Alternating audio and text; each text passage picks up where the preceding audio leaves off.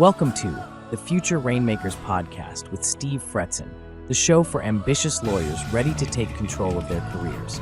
Learn how to attract clients, build your brand, and create the freedom and success you deserve. Future Rainmakers, are you ready to be that lawyer? And now, here's your host, Steve Fretzin.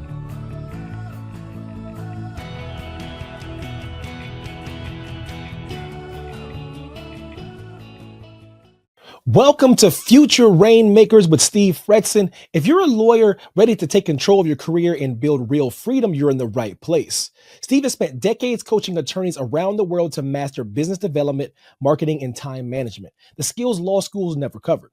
Steve is a 5-time author, columnist for Above the Law, an attorney at work, and has another highly rated podcast called Be That Lawyer. Now let's meet Steve and dive in to help you become the rainmaker defining your own future. Steve, welcome, sir. Hey, thanks for having me. So happy to be here. Awesome. This is from networking to new business, turning conversation into paying clients. Steve, first and foremost, right off the bat, I'm seeing in the background, what's your favorite Seinfeld episode? Oh my God, how do you choose? I don't know, anything with Uncle Leo. Hello, no, there's so many. It's like saying which is your favorite children? It's hard to do. I only have one kid, so that's easy, but yeah, there's too many to name. And this Seinfeldism poster behind me was a gift from one of my clients who was the youngest equity partner at his firm. And he knew I loved Seinfeld and he did too. And he sent that to me, and it's been on my wall ever since. It's great. I seen the Serenity now. I was like, wait a minute, I think there's some Seinfeldisms in the background. But Steve, it only works if you scream, right? Serenity now. But Steve, so why do so many lawyers, who attend networking events struggle to kind of turn those interactions or that event into maybe new business? Yeah, it's a great question. There's a number of reasons why lawyers struggle at networking. Number one is mindset. Just not thinking about, they're thinking about, I don't want to be a seller. I don't want to have to sell myself. Who are all these strangers? This is uncomfortable. I don't want to be here. I'd rather be back at my desk billing hours. And so number one is we got to get the mindset right, in that this is, building a network, initially wide and then after that deep, and becoming branded and known for what you do, and just getting to know people. I think that's really the beginning of networking and why we attend events, and making it about the other people. It's really about learning about others, not so much about selling yourself. Because if you learn about others and you listen and you care and you listen and understand, they're going to like you. And then, you can go from there. But it's you need to have, your mind in the right place from day one, maybe have a little bit of a plan, have an infomercial set up. So stuff that is easily learned and easily, triggered. It's just something that lawyers need to think about the same way they think about, how they're going to work a case. What makes a networking conversation more likely to develop into a new client relationship? How do you get to that next step? Yeah, there's a saying in networking: people have to know, like, and trust you. And I think that's not something that happens in 10 minutes. It can, but it typically doesn't. I think the initial networking event is created as an introductory forum for you to then decide who of the people you met would make sense to have further conversation with. That could be a lunch, a coffee, a Zoom. And that's really where we develop a deeper level of relationship and trust. And again, researching someone before you meet with them, thinking about the conversation that you had before.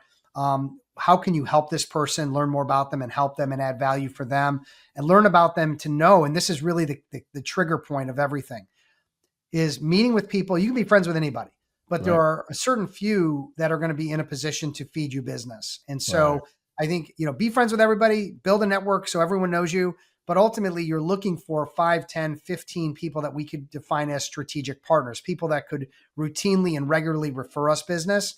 In order to do that, we need to qualify that they're in the right places at the right times where that kind of work happens.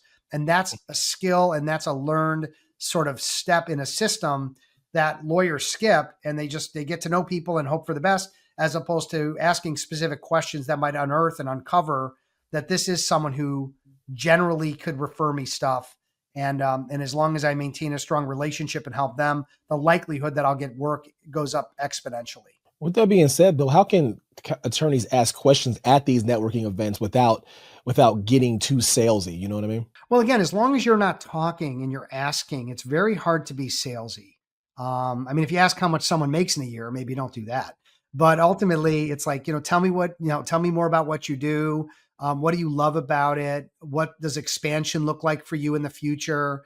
Is this the same, company job that you see yourself in 5 or 10 years? Here's a great one. What are, just out of curiosity, what are some of the typical challenges that you have running a business like this? Mm, And then listen. And it might be problems you can solve as an attorney. It might be problems that you could help them solve through a connection that you have. So let's say, for example, they say, I'm really struggling with dealing with my team and leading my team. Now, as an attorney, that may not be the work you do, but you go, it's interesting you mentioned that. I've got a good friend who's a leadership coach, and he is well known in the area for helping people develop teams and develop a strong culture. Would that be helpful to you? And right off the bat, you're adding value for somebody based off of a need that you uncovered through asking questions. So it's really going to be about questioning and listening and learning and helping as a way to develop relationship and trust, and never feeling like you have to sell them anything, because that's really not in the sales-free selling world that I live in. I'm really teaching people not to be salesy and to not pitch and not to sell and convince, but really to ask, listen, learn, and demonstrate empathy. you just touched on it a bit, but what should lawyers listen for in these conversations that tells them it's worth a follow up? Maybe something that maybe kind of intrigues them enough that they can go for a follow up. Yeah, fantastic. So it really comes down to 2 or 3 things in my mind. And again, this is the way my mind works from a standpoint of strategy and thinking creatively about who you want to spend your time with. Number one is, if they're a prospective buyer of your services and you believe that they either need you now or may need you in the future, that may be someone that you want to set up a next step with, or a networking meeting to learn more after the event. The second category would be what I call, and other people call, a strategic partner, someone who is dealing with the same clientele that you're dealing with, but in a different capacity. So let's say, for example, you're an estate planning attorney, and you know that referrals come from financial advisors. You met with a financial advisor, and they need to send people to a good estate planning attorney. Having and scheduling a follow-up, and having a follow-up might make sense. And then the last is interesting. The last I would consider a center of influence. This is someone who may not be able to refer you on many matters, but really knows a lot of people, really is a connector. And I put myself in that category for my clients. Like, I don't have matters to send them, although I do occasionally. But I can connect them with lots and lots of attorneys and lots of resources in the legal space. So they're coming to me when they need a lawyer that does XYZ. They're coming to me, like the other day, someone said, hey, I'm looking to expand and I need a new comp program. I need to come up with a compensation program for my team that's really going to be sticky for them. I'm not helping them with that, but I know 3 or 4 people that do that specifically. So adding value through the introductions that I'm making. But if someone doesn't fit into those 3 categories, you can meet with them again to be friends. You can meet with them again to just learn more. Because they may be someone you need to, that would benefit your network to send people to, right? So let's say you meet someone who's a handyman. That's okay. It's not going to send you work, but a lot of people that would get value from having a great handyman in your area. And so that might be the reason to meet with someone, or just to be friends. But other than that, it's really those 3 that you're trying to qualify, in those 3 categories. And those are the people you should be investing your time with. And keeping with the follow-up theme, after a networking event, what do you think is the most effective follow-up strategy for a lawyer, without being like too pesky? Yeah, appreciate it. The first thing I'd say is, don't wait till after. If you, like, I was at a conference, and there's a thing where if you have an iPhone and they have an iPhone, you can bump iPhones. It's kind of weirdly sexual, but also not. And, and what it does is it gives you their contact information just by putting your phone to their phone. And then immediately saying, hey, you know what? I know how busy you are. Me too. I mean, maybe we should just get something in the books right now if we both want to meet. They go, great. And then you got your phones right there. Your calendars are right there. Just set it up. The second piece of advice I'd give is that do it fast. Don't wait a week or 2 weeks or 3 weeks from a conference, from an event, or whatever. If you meet someone that you would consider in those 3 categories of prospect, strategic partner, center of influence, I would go back to your office within a few hours and email them and say, hey, great meeting you, Barbara. I know we had talked about getting together. Here are 4 or 5 dates and times that work for me in the next week or 2. please get back to me today if you could and let me know, and I'll send you a meeting invite or send your auto scheduler, whatever format you have. But do it right away. I think time kills deals, and time also can erase the emotion about how they felt about you at the event and the interest they had in meeting with you, because when they get back to their office and they're busy, they might put you down a few tiers as far as the importance of meeting with you, which we don't want to let happen. So how can attorneys skillfully transition from that casual small talk to more meaningful discussions about legal needs, maybe from from an honest perspective, no, not selling. Yeah. Something I teach almost every day is the importance of having in getting agreed to game plans orchestrated. So I'm sitting in a one-on-one coffee shop with someone who I believe a lawyer that may be interested in my services, for example. And we're talking for 5 or 10 minutes about life and things that I've researched about that individual and get them talking. And we're finding some common ground and building some rapport. At some point, I might stop and say the following. Listen, I know we could probably talk about the Premier League soccer, right? That's our jam for hours. However, I know how valuable your time is, mine as well. Would it be okay just to set up a quick game plan for the rest of our time together? The individual says yes. And I say, great. I mean, from my perspective, the purpose of us meeting today, and I think we've got about 30 minutes left, is really just to get to know each other, see if there's a fit. There may be an opportunity for us to work together. And if you're okay with it, I'd love to ask you some questions. Wow. And I tend to take a deeper dive. Is that something you'd be open to, answering some questions? Yes. Yeah, okay. I like that. I like that. Great. And then just out of curiosity, any specific expectations you had about our meeting today, what you wanted to get out of it? And you would say, oh, just get to know you better and whatever. And then I would wrap it up with, look, at the end of our visit today, one of a couple things may happen. I mean, we may decide that there's a reason to keep talking and keep this conversation going, and we can schedule that before we leave today. On the other hand, if for any reason you or I don't feel that there's a connection or a way to work together, today or in the next near future, then I think we can be honest with each other and we could just kind of, be straightforward and tell each other what's on our minds. And if right. You're okay with that, I think that would save us both a lot of time and anxiety, and just being very, very straightforward. Are you cool with that as well? I am. Okay. And scene. All right. So what did we do in 90 seconds? What did we accomplish? Well, first of all, we're now in control of this meeting. We are suggesting that the meeting's going to be about you, not me. The meeting's going to last a certain amount of time, not shorter. I'm going to ask you some tough questions. You've agreed to that. And at the end of it, we're going to agree to a next step, or we're going to move it to a no. So what does that accomplish? Well, it accomplishes and removes the think about it and the maybe and the I'll get back to you that typically accompanies a meeting like this. Let's move it forward, or let's wrap it up and be honest and call it a day. Both are acceptable outcomes because both make good use of everyone's time, which is the first thing that you agreed to. So this is how I'm helping lawyers establish for prospective client meetings and for networking meetings. It changes based on the type of meeting that it is. But ultimately what it does is it gets buy-in. I think you and the fake me agreed like 3 or 4 times to what I was saying. And what that buy-in allows for is it allows us to keep control and maintain control of a meeting. That's awesome stuff. What crucial aspects do attorneys often overlook that prevent these networking conversations from becoming client opportunities? Is it kind of not doing those steps that you talked about, not doing that approach that you talked about, or is it a combination of other things? Number one answer on the board: talk too much. People are talking way too much. They get nervous. They believe that the path to getting business is by selling, solving, telling, talking, pitching. It couldn't be further from the truth. The reason people are going to want to work with you is because of how you made them feel, how you built and developed relationship and rapport, and the trust that allows you to listen to what they've got going on, identify that there may be a good fit, and the fact that you were listening and empathetic.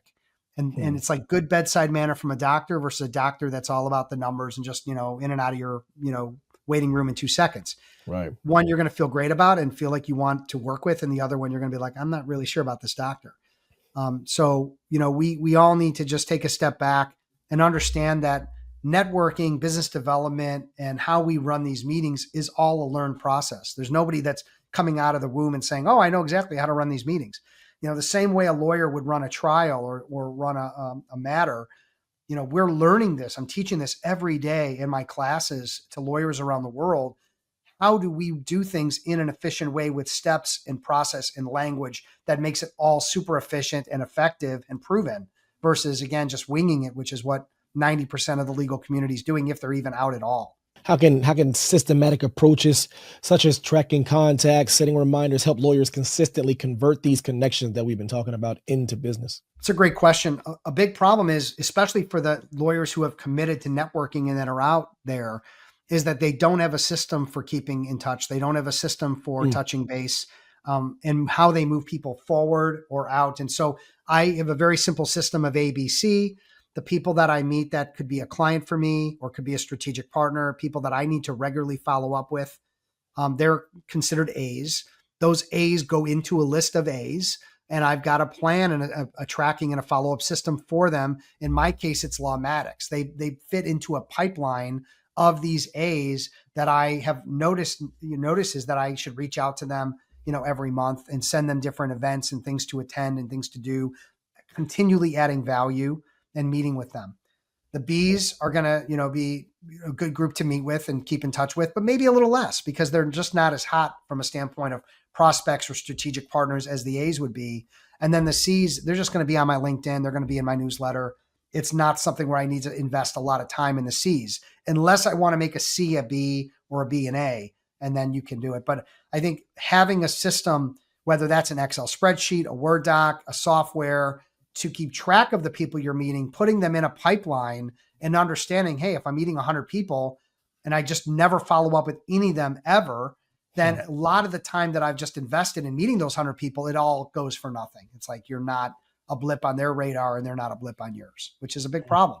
Based on all your experience, what is the most impactful change a lawyer can make to improve the results of their networking conversations? Yeah, I mean, I taught my class this morning, and the big word is qualify. We need to learn about people, ask a lot of questions with the understanding that the critical criteria for how we spend our time and how we follow up is qualifying them. A question, this may be the best question you'll ever hear that would be asked in a networking meeting. And I'm going to share it and give it away for free because I know how impactful this one question at the end or near the end of a networking one-on-one. So everything seems to be going great. You've got someone who you believe may be able to refer you, business, okay, like a CPA and a business attorney, okay. And the business attorney would ask the CPA, Laura, this is again near the end of the meeting, right? After a relationship's been built and everything's been done, and maybe even some connections have been proactively made. Laura, just out of curiosity, how often in a given year are you running into clients or working with clients who have a need for a really good business attorney? And then zip your lip and wait. And Laura says, it's one of the most requested things I get from my clients. I would say somewhere between 10 and 20 times a year. Now, when you hear that, don't get excited, right? Don't pee your pants. Don't do anything crazy. Just remember, this is someone that you have just qualified as an absolute A, and you're going to want to ask a few more questions, and you're going to want to take your hawk and bald eagle talons, not really, but like claw into that person, because understand, if you can continue to build relationship, if you continue to be a giver for this person and demonstrate expertise where they're going to look good referring their clients to you as the business attorney, you just found a windfall. It could be 5 a year, 10 a year, 20 a year, whatever the number is. You're looking for 5 or 10 of those people. But if you never ask that question and you never get to the point where you really know what their capacity is and their interest in sending people your way, then I think you're really missing the boat on how to be effective with who you should spend more time with and who you should spend no time with or less time. Good stuff, Steve. Appreciate the time, sir. Yeah, my pleasure. And I really hope that this helps. And again, if anybody's listening and you want to have a more direct conversation with me about really evaluating what you're doing right or wrong and where there may be gaps in your game to improve, I'm pretty confident we could take 30 minutes together and I would be in a position to help you figure that out in short order. So you can email me at steve@fretzin.com. You can go to my website, fretzin.com or bethatlawyer.com and just fill out the form, and I'm happy to meet with you. And hopefully we get some people that are ambitious and hungry, but need some organization and help. And I'm happy to meet with folks and just be of service. So thank you. Good stuff. Thanks, Steve. Thanks for tuning in to the Future Rainmakers podcast with Steve Fretzin. If you're ready to grow your book and elevate your practice, visit BeThatLawyer.com for tools and coaching. Be sure to follow the show and leave a rating or review so more lawyers can find it. Until next time, stay focused, stay driven, and keep being that lawyer.